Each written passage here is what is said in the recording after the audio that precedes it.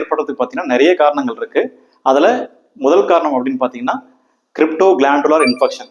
அது என்ன crypto glandular infection அப்படின்னு பார்த்தீங்க அப்படின்னா பெரி ஆனல் கிளாண்ட்ஸ் அப்படின்னு சொல்லுவோம். இந்த பெரி ஆனல் கிளாண்ட்ஸ் என்ன அப்படின்னு பார்த்தீங்கன்னா ஆசனவாய்க்கு அருகில், அதாவது நம்ம மோஷன் போகிற ஆசனவாய் முகப்புன்னு சொல்லுவோம், அதுக்கு அருகில் பார்த்தீங்கன்னா ஒரு 16லேருந்து 25 சுரப்பிகள் இருக்கும். அது எதுக்காக இருக்குது அப்படின்னு முதல்ல நம்ம தெரிஞ்சுக்கணும். ஏன்னா அது தெரிஞ்சாதான் இதை நமக்கு வந்து தெளிவாக புரியும்.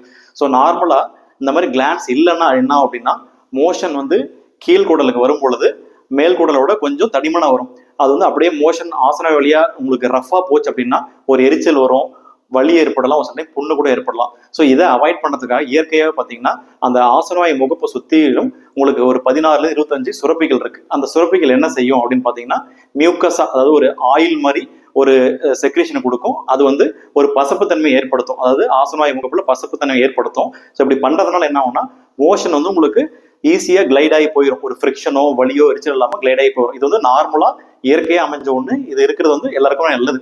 ஸோ இப்படி இருக்கிற கிளாண்ட்ஸ் இயற்கையாகவே ஒரு சில காரணங்களால் இன்ஃபெக்ஷன் ஆகலாம். அப்படி இன்ஃபெக்ஷன் ஆகும்போது என்ன ஆகும்னா ஆரம்ப கட்டத்தில் நமக்கு தெரிய வந்து ஒரு ஆன்டிபயோட்டிக் போட்டோம் அப்படின்னா அந்த இன்ஃபெக்ஷன் அப்படியே ஒரு சின்ன பாயில் மாதிரி வந்து அமைங்கி சரியாயிடும்.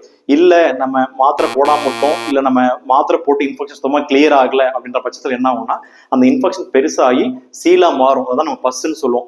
அப்படி சீலாக மாறும்போது இருக்க அந்த கேவிட்டி, அந்த சீல் இருக்கிற கேவிட்டி வந்து பெருசாகி ஒரு பாயிண்ட் ஆஃப் டைம் என்ன ஆகும்னா உள்ள குடலுக்குள்ளாரையும் வெடிச்சு ஓப்பனிங் ஃபார்ம் ஆயிரும், வெளியே ஸ்கின்லேயும் உடஞ்சி ஓப்பனிங் ஃபார்ம் ஆயிரும். ஸோ என்ன ஆகும்னா குடலுக்குள்ளா இருந்து ஸ்கின் வரைக்கும் ஒரு சின்ன துவாரம், எப்படி நம்ம எலி வளம்லாம் பார்க்கணும் இல்லை, ஒரு இடத்துல ஒரு ஓப்பனிங் இருக்கும், ஒரு கொஞ்சம் தூரம் தள்ளி அடுத்த ஓப்பனிங். ஸோ இங்கே போயிட்டு அது வெளியே வரும். அதே மாதிரி பார்த்தீங்கன்னா அந்த மோஷன் போகிற ஒரு ஆசனவாயில இருந்து வெளியே ஸ்கின் வரைக்கும் ஒரு ஓப்பனிங் மாதிரி ஃபார்ம் ஆயிடும். ஸோ இதுதான் மெயின் காரணம். அந்த கிளாண்டுலார் இன்ஃபெக்ஷன் ஆகி அந்த இன்ஃபெக்ஷன் சீலா மாதிரி வெடிச்சு வெளியே வர்றது தான் ஃபிஸ்டுலாவுக்கு ஒரு முக்கியமான காரணம்.